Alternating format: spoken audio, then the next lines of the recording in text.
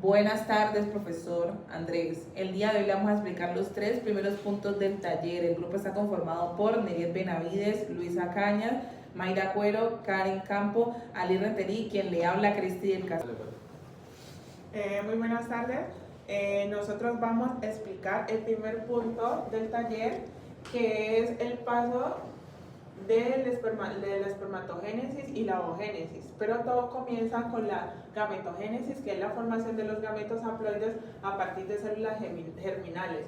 El primer punto de la espermatogénesis ocurre en los testículos desde la pubertad. El siguiente paso es la célula germinal primordial, que se convierte en 2 células haploides, y de ahí ocurre la meiosis, que se parte de esas 2 células haploides a una célula diploide. El siguiente paso es los espermatocitos secundarios, y de ahí pasamos a la meiosis 2, que ahí pasa a ser espermatidas de una sola célula haploide, y de ahí pasamos al espermatozoides, que es una sola célula diploide.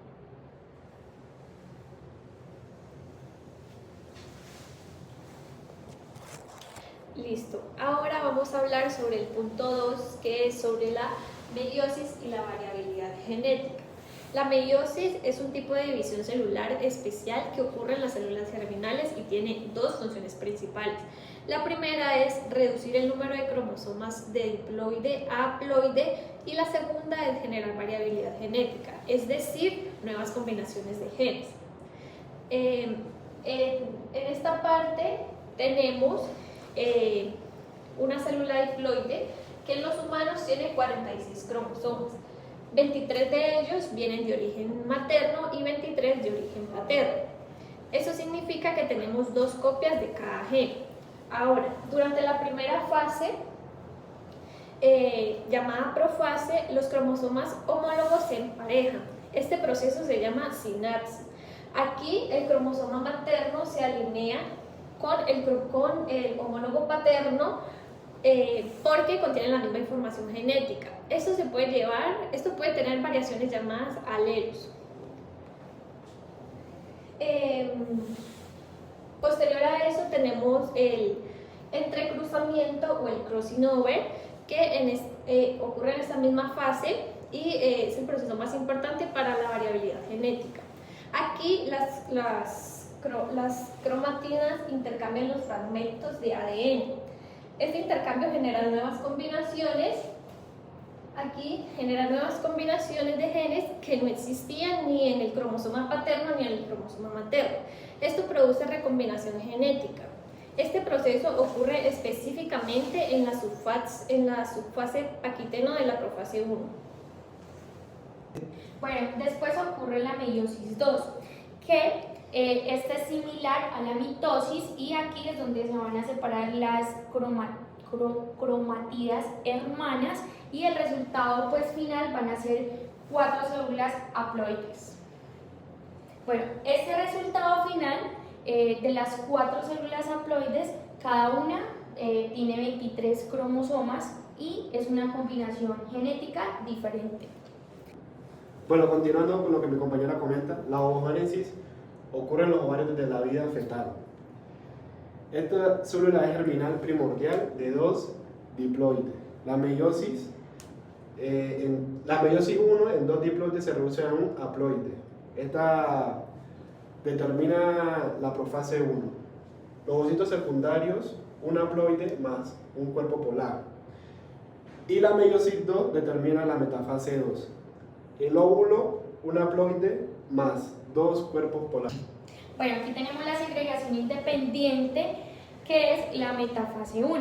Aquí pues los pares de cromosomas homólogos se van a alinear en el centro de la célula, y esto lo importante es que van a tener una orientación aleatoria.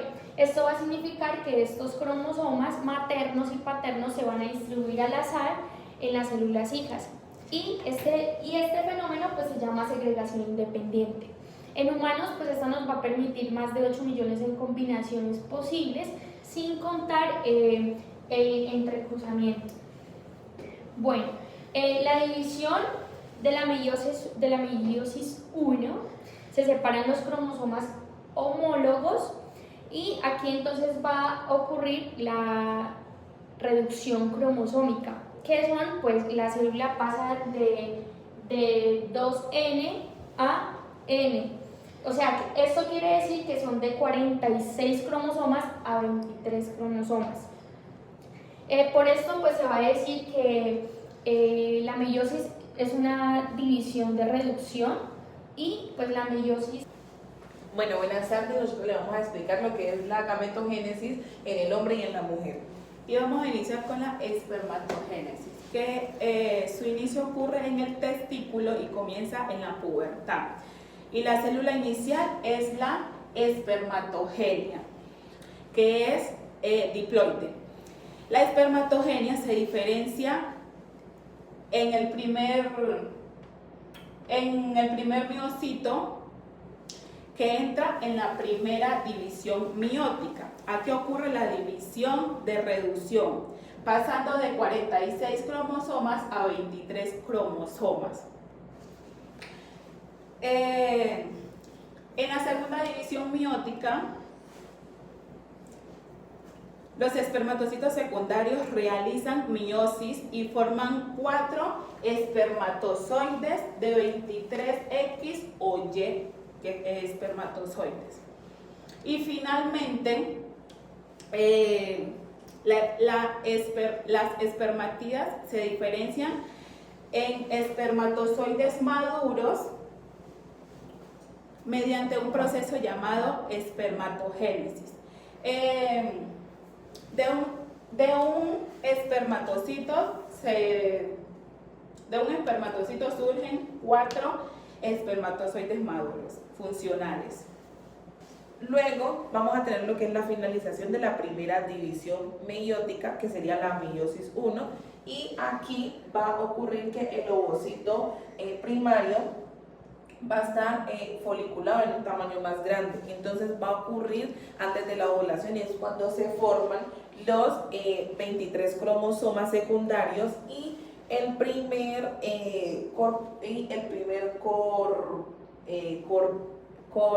corpúsculo polar, que este no va a ser funcional.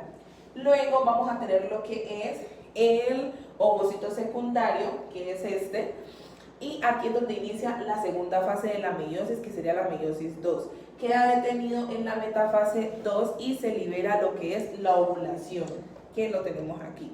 Luego, si es funcional, la meiosis 2 se completa y se va a formar un óvulo maduro, el cual va a estar preparado y listo para la fecundación del espermatozoide. Ya.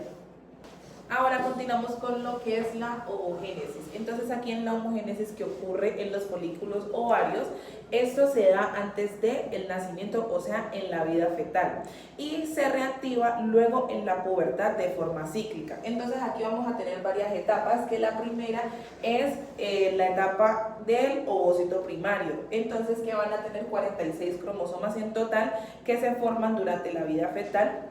Va a tener como una especie de detenimiento que va a ser en la profase 1 de la meiosis y va a estar rodeada, como aquí se aprecia, bueno, como aquí lo dibujamos, por las células foliculares que permanecen hasta la pubertad, que es cuando se vuelven a reactivar. Luego vamos a tener lo que es el crecimiento del ovocito primario en el folículo, en la fase de crecimiento, que es que este ovocito crece dentro de las células del folículo y van a aparecer varias estructuras, que va a estar lo que es la zona pelúcida, el antro, la corona